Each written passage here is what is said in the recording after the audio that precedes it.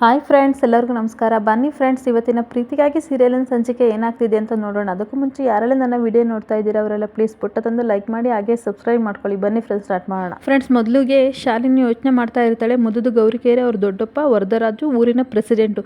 ಏನೋ ಲಿಂಕ್ ಇದೆ, ಏನೋ ಸಂಬಂಧ ಇದೆ, ಏನು ಅಂತ ತಿಳ್ಕೊಬೇಕು. ಇಲ್ಲೇನೋ ನಡೀತಾ ಇದೆ, ಆದರೆ ನನಗೆ ಗೊತ್ತಾಗ್ತಿಲ್ಲ. ಆದಷ್ಟು ಬೇಗ ನಾನು ತಿಳ್ಕೊಬೇಕು. ಮಧು ನಿನಗೆ ಐತೆ, ಇನ್ಮೇಲೆ ಆಟ ಶುರು ಮಾಡ್ತೀನಿ ಅಂತ ಅನ್ಕೊಂಡು ಮನೆಗೆ ಬರ್ತಾಳೆ. ಇನ್ನೊಂದು ಕಡೆ ಶೈಲು ಯೋಚನೆ ಮಾಡ್ತಾ ಇರ್ತಾಳೆ. ಇನ್ನೂ ಬರಲೇ ಇಲ್ವಲ್ಲ ಮಧು, ಏನಾಗಿರ್ಬೋದು, ಅಲ್ಲಿ ಏನಾದರೂ ಪ್ರಾಬ್ಲಮ್ ಆಗಿರ್ಬೋದು ಅವ್ರ ದೊಡ್ಡಪ್ಪನ ಕಡೆಯಿಂದ ಅಂತ ಯೋಚನೆ ಮಾಡ್ತಿರ್ಬೇಕಾಗಲೇ ಮಧು ಬಂದುಬಿಡ್ತಾಳೆ. ಮಧು ಬಂದು ತುಂಬ ಡಲ್ಲಾಗಿರ್ತಾಳೆ. ಕೂತ್ಕೊಂಡು ಯೋಚನೆ ಮಾಡ್ತಾ ಇರ್ತಾಳೆ.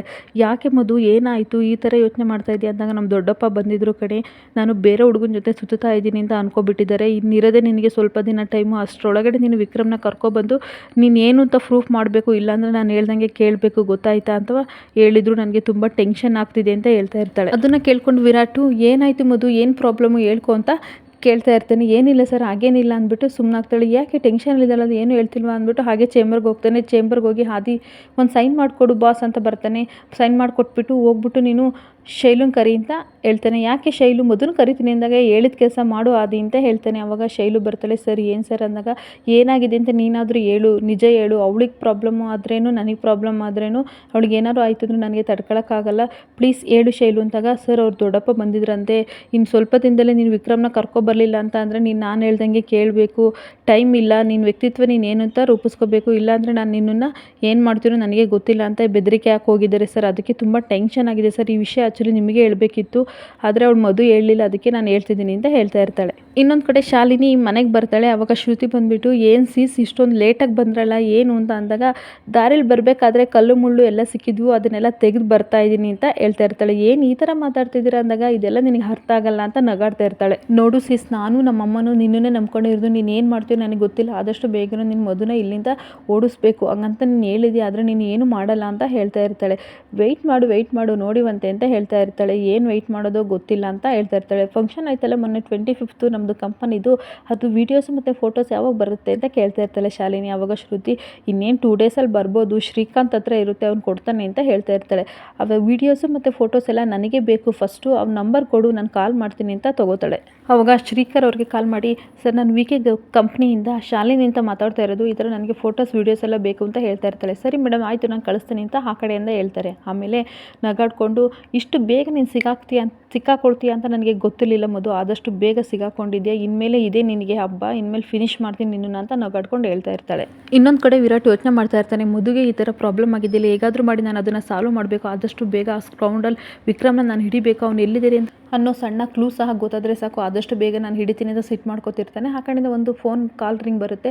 ರಿಸೀವ್ ಮಾಡಿ, ಹೌದಾ, ನಾನು ಆದಷ್ಟು ಬೇಗ ಬರ್ತೀನಿ ಅಂತ ಮಧು ಹತ್ರ ಬಂದುಬಿಟ್ಟು, ಬಾ ಮಧು ಬೇಗ ಹೋಗೋಣ, ನಮಗೆ ಟೈಮ್ ಇಲ್ಲ ಅಂತ ಹೇಳ್ತಾ ಇರ್ತಾನೆ. ಸರ್ ಎಲ್ಲಿಗೆ ಹೋಗಬೇಕು ಸರ್ ಹೇಳಿ ಅಂತ ಅಂದರೆ, ಒಂದು ಕಡೆ ಹೋಗಬೇಕು, ನಾನು ನಿನಗೆ ಆಮೇಲೆಲ್ಲ ಹೇಳ್ತೀನಿ ಬಾ ಅಂತ ಕೈ ಹಿಡ್ಕೊಂಡು ಹೇಳ್ಕೊಂಡು ಹೋಗ್ತಾನೆ. ಆವಾಗ ಮಧು, ಸರ್ ಯಾಕೆ ಸರ್ ಎಷ್ಟು ಟೆನ್ಷನ್ಗೆ ಫಾಸ್ಟಾಗಿ ಹೋಗ್ತಾ ಇದ್ದೀರಿ, ಏನಾಯಿತು ಹೇಳಿದಾಗ, ವಿಕ್ರಮ್ ಹೀಡೆಡ್ ಸಿಕ್ಕಿದ್ದಾನೆ ಬಾ ಅಂದಾಗ ಮಧುಗೆ ಫುಲ್ ಖುಷಿಯಾಗುತ್ತೆ. ಸರ್ ಯಾರು ಹೇಳಿದ್ದು ಅಂದಾಗ, ಪೊಲೀಸ್ಗೆ ಹೇಳಿದ್ನಲ್ಲ, ಅವ್ರು ಇವಾಗ ಹುಡುಕಿದ್ದಾರೆ, ಬಾ ಬೇಗ ಹೋಗೋಣ, ಪೊಲೀಸಿಂದ ತಪ್ಪಿಸ್ಕೊಂಡ್ರು ಸಹ ಇವತ್ತು ನನ್ನಿಂದ ತಪ್ಪಿಸ್ಕೊಳ್ಳೋಕ್ಕಾಗಲ್ಲ ಆ ಇಡಿಯಟ್ ಅಂತ ಬೈಕೊಂಡು ಹೋಗ್ತಾ ಇರ್ತಾನೆ. ಇನ್ನೊಂದು ಕಡೆ ವಿಕ್ರಮ್ ಕೂತ್ಕೊಂಡು ಕಾಲ್ ಮೇಲೆ ಕಾಲು ಹಾಕೊಂಡು ಕಾಫಿ ಕುಡಿತಾ ಇರ್ತಾನೆ.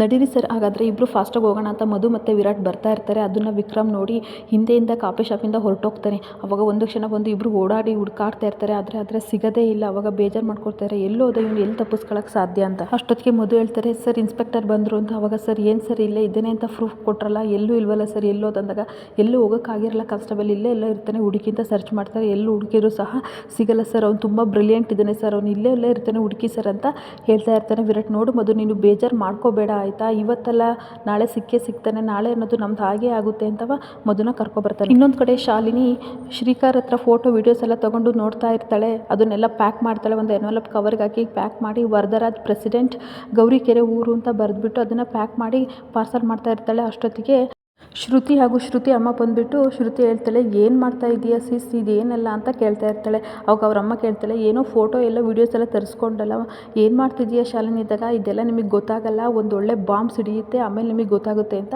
ಹೇಳ್ತಾ ಇರ್ತಾಳೆ. ಅದೇ ನಿಮಗೆ ಅರ್ಥ ಆಗ್ತಾ ಇಲ್ಲ ಅಂತ ಹೇಳಿದಾಗ, ನಿಮ್ಗೆ ಅರ್ಥ ಆಗಬಾರ್ದು ಅಂತಲೇ ನಾನು ಈ ರೀತಿ ಮಾತಾಡ್ತಾ ಇರೋದು, ಕೆಲವೊಂದು ಸಲ ಚಿಕ್ಕಮ್ಮ ಏನೂ ಅರ್ಥ ಆಗಲ್ಲ, ಹಾಗೆ ಸುಮ್ಮನಿದ್ರೆ ತುಂಬ ಒಳ್ಳೆಯದು, ರಿಸಲ್ಟ್ ಆದರೂ ಏನಾಗುತ್ತೆ ಹೇಳಿ ಸಿಸ್ ಅಂದಾಗ, ನಿನ್ನ ಮದುವೆ ಆಗುತ್ತೆ, ಆದಷ್ಟು ಬೇಗ ವಿರಾಟ್ಗೆ ನಿನಗೆ ಮದುವೆ ಆಗುತ್ತೆ ಅಂದಾಗ ಅವರಿಬ್ಬರು ಖುಷಿ ಪಡ್ತಾರೆ. ಆದಷ್ಟು ಬೇಗ ಇದಕ್ಕೆ ಒಳ್ಳೆ ಸುದ್ದಿ ಕೊಡಮ್ಮ ಅಂತ ಹೇಳ್ತಾ ಇರ್ತಾರೆ. ನೋಡು ಮಧು, ಆದಷ್ಟು ಬೇಗ ನಿನಗೆ ಕೆಟ್ಟ ಕಾಲ ಬಂದಿದೆ, ಇದನ್ನು ಆದಷ್ಟು ಬೇಗ ನಿಮ್ಮ ಮನೆಯವ್ರಿಗೆ ಕಳಿಸ್ತೀನಿ ಲೆಟರ್. ಅದನ್ನು ಯಾರು ಓದಿದ್ರು ಸಹ ತಂದೆ ತಾಯಿಗೆ ಶಾಕ್ ಆಗುತ್ತೆ, ನಿನ್ನನ್ನು ಹೊಡ್ಕೊಂಡು ಹೋಗ್ತಾರೆ ಅಂತ ಮನಸ್ಸಲ್ಲಿ ಹೇಳ್ಕೊತಾ ಇರ್ತಾಳೆ. ಇನ್ನೊಂದು ಕಡೆ ಕೊರಿಯರ್ ಬಾಯಿ ವರದರಾಜ್ ಮನೆಗೆ ಪೋಸ್ಟ್ ಆಫೀಸಲ್ಲಿ ಆ ಲೆಟರ್ನ ತರ್ತಾರೆ. ಆವಾಗ ದುರ್ಗಾ ರಿಸೀವ್ ಮಾಡ್ಕೊಳಕ್ಕೆ ಹೋಗ್ತಾಳೆ. ಅಷ್ಟೊತ್ತಿಗೆ ಅವ್ರ ಅಣ್ಣ ಶಿವರಾಜು ರಿಸೀವ್ ಮಾಡ್ಕೊಬಿಟ್ಟು, ಅಪ್ಪ ಏನೋ ಪೋಸ್ಟ್ ಬಂದಿದೆ ತೊಗೊಳ್ಳಿ ಅಂತ ಕೊಡ್ತಾನೆ. ಇನ್ನೇನು ಫೋಟೋ ತೆಗಿಬೇಕು ಅಷ್ಟೊತ್ತಿಗೆ ಊರಿನ ಗ್ರಾಮಸ್ಥರೆಲ್ಲ ಬಂದುಬಿಟ್ಟು, ಸರ್ ಬನ್ನಿ ನೋಡಿ ವರದರಾಜ್ ಅವರೇ, ಊರಿನ ಜನರೆಲ್ಲವ ಗಲಾಟೆ ಮಾಡ್ಕೋತಿದ್ದಾರೆ, ಸುಬ್ಬಯ್ಯ ರಾಮಯ್ಯ ಇಬ್ಬರು ಗಲಾಟೆ ಮಾಡ್ಕೋತಿದ್ದಾರೆ, ನೀರಿಗೋಸ್ಕರ ಬನ್ನಿ ಬಿಡಿಸಿ ಅಂತ ಬರ್ತಾರೆ. ಅವಾಗ ಏನಾಯಿತು, ನಾನು ಹೇಳಿದ್ನೆಲ್ಲ ಮತ್ತೆ ಜಗಳ ಮಾಡ್ಕೋತಿದ್ದಾರೆ, ಸರಿ ಆಯಿತು ಹೋಗೋಣ ಅಂತ ಬರ್ತಾರೆ. ಇಲ್ಲಿಗೆ ಈ ವಿಡಿಯೋ ಮುಕ್ತಾಯವಾಗುತ್ತಿದೆ. ಈ ವಿಡಿಯೋ ಇಷ್ಟ ಆದರೆ ಪುಟ್ಟನದು ಲೈಕ್ ಮಾಡಿ, ಹಾಗೆ ಸಬ್ಸ್ಕ್ರೈಬ್ ಮಾಡ್ಕೊಳ್ಳಿ. Thank you friend.